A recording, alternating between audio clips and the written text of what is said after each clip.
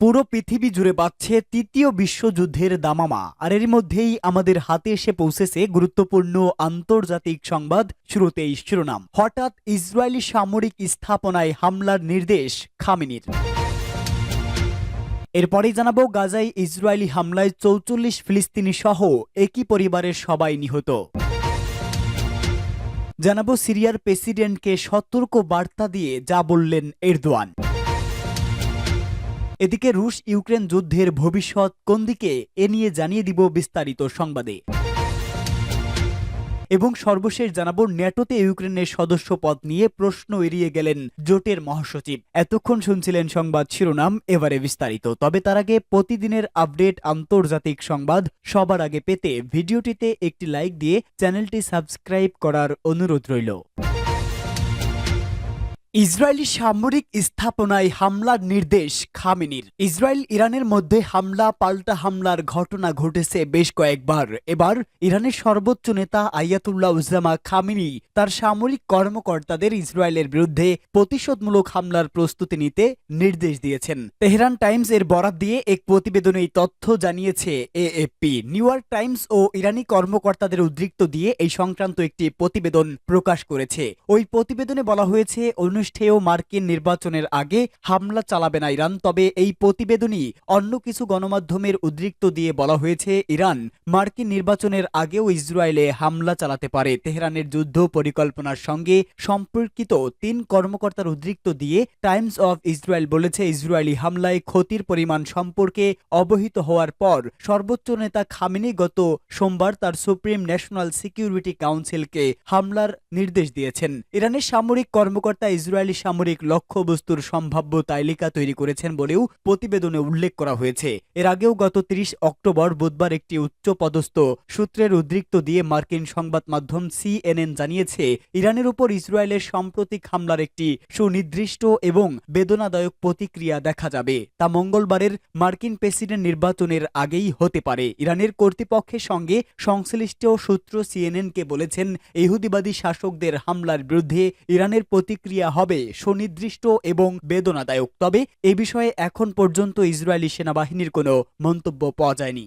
গাজায় ইসরায়েলি হামলায় একই পরিবারের সবাই নিহত। ফিলিস্তিনের অবরুদ্ধ গাজা উপত্যকায় জাবালিয়ায় ইসরায়েলের হামলায় নিহত হয়েছে কমপক্ষে ৩৩ জন। তাদের মধ্যে রয়েছেন একই পরিবারের মা বাবা, সন্তান, নাতি নাতনি সহ সব সদস্যও। গাজার স্থানীয় সময় বুধবার সন্ধ্যা ৬টায় উদাস্ত শিবিরটিতে ওই হামলা চালানো হয়। প্রত্যক্ষদর্শীরা জানান, নিহত ব্যক্তিরা ওই শিবিরের বাসিন্দা। পূর্ব সতর্কতামূলক কোনো বার্তা ছাড়াই ইসরায়েল উদাস্ত শিবিরের একটি ভবনে এই হামলা চালায়। ওই সময় লোকজন ভবনের ভেতরে অবস্থান করছিলেন। এর আগে শনিবারের হামলায় প্রাণ ঝরেছে আরো ৪৪ ফিলিস্তিনির। গত ১ বছরের বেশি সময় ধরে টানা ইসরায়েলি হামলায় এরই মধ্যে ধ্বংসস্তূপে পরিণত হয়েছে গোটা গাজা শহর।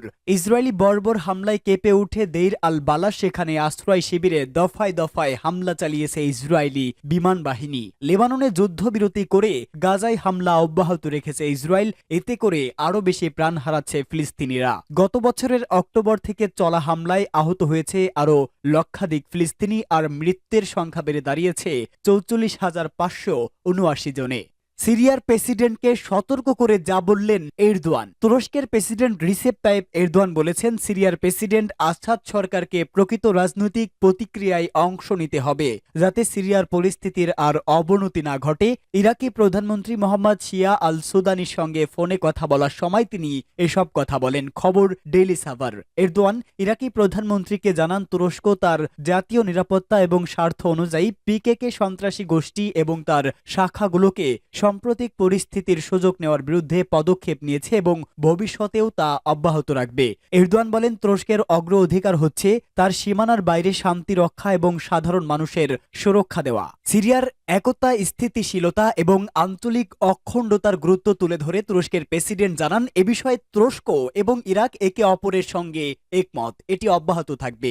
সর্বশেষ এই পরিস্থিতি সিরিয়ার প্রেসিডেন্ট বাশার আসাদের বিরুদ্ধে বিদ্রোহীদের ব্যাপক আক্রমণের অংশ, যা গত কয়েকদিন ধরে দেশটির সবচেয়ে বড় আলেপ্পো শহরের উত্তরাঞ্চলের বড় অংশ দখল করেছে। সেই সঙ্গে উত্তর পশ্চিমাঞ্চলীয় ইদলিব প্রদেশের দক্ষিণ অঞ্চলের শহর ও গ্রামগুলো বিদ্রোহীরা দখল করেছে। রুশ ইউক্রেন যুদ্ধের ভবিষ্যৎ কোন দিকে? 2022 সালের 24 ফেব্রুয়ারি ইউক্রেন আক্রমণ করে রাশিয়া। এই যুদ্ধের ফলে ইউক্রেনের হাজার হাজার মানুষের প্রাণ গেছে। যুদ্ধের 1000তম দিন পার হলেও জানা নেই কবে শেষ হবে এই সংঘাত। যুদ্ধ শুরুর পর দুদিনের মধ্যে তুরস্কের মধ্যস্থতায় আলোচনা হলেও সরাসরি কোনো বৈঠক হয়নি। এই পর্যায়ে এসে উল্টো সাফল্য অর্জন করেছে রুশ সামরিক বাহিনী। রাশিয়া ইউক্রেন যুদ্ধ শুরুর পর থেকে ইউক্রেনের জনসংখ্যা 1/4 কমে গেছে। 60 লাখ মানুষ শরণার্থী হিসেবে বিদেশে আশ্রয় নিয়েছে এবং হাজার হাজার মানুষ নিহত হয়েছে। পশ্চিমা গোয়েন্দা প্রতিবেদনে বলা হয়েছে উভয় পক্ষেই লাখ লাখ মানুষ হতাহত হয়েছে। দ্বিতীয় বিশ্বযুদ্ধের পর এটাই ইউরোপে সবচেয়ে বড় সংঘাত হিসেবে ধরা হচ্ছে। তবে এই যুদ্ধের অবসান নিয়ে আলোচনা এখনো অনিশ্চিত। ইউক্রেনের প্রেসিডেন্ট ভলোদিমির জেলেনস্কি বলেছে আগামী বছর কূটনৈতিক পন্থায় যুদ্ধ শেষ করার সর্বোচ্চ চেষ্টা করা হবে।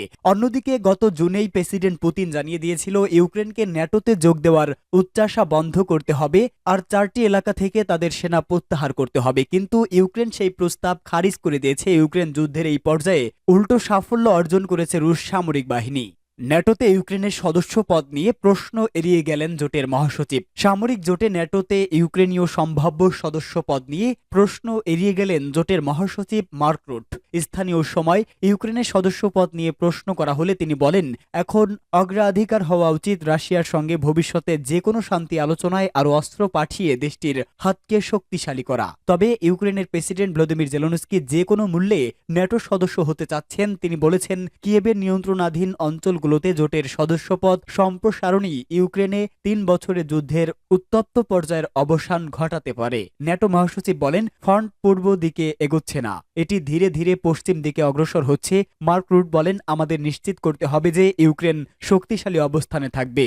শক্তি আলোচনা শুরু করার ক্ষেত্রে ইউক্রেনীয় সরকারকে পরবর্তী পদক্ষেপের বিষয়ে সিদ্ধান্ত নিতে হবে। কিভাবে তা পরিচালনা করা হবে সেই সিদ্ধান্ত নিতে হবে। জুলাই ওয়াশিংটনে অনুষ্ঠিত সম্মেলনে ন্যাটোর 32টি সদস্য দেশের নেতারা জোর দিয়ে বলেন ইউক্রেন সদস্য পদ পাওয়ার পথে রয়েছে, কিন্তু যুক্তরাষ্ট্রের নেতৃত্বে কেউ কেউ যুদ্ধ চলাকালীন এবং দেশের সীমানায় স্পষ্টভাবে চিহ্নিত হওয়ার আগে ইউক্রেনকে জোটে নেওয়ার বিষয়ে পিছপা হয়েছে। ইউক্রেনকে যোগ দিতে হলে 32টি দেশকে সর্বসম্মতিক্রমে একমত হতে হবে।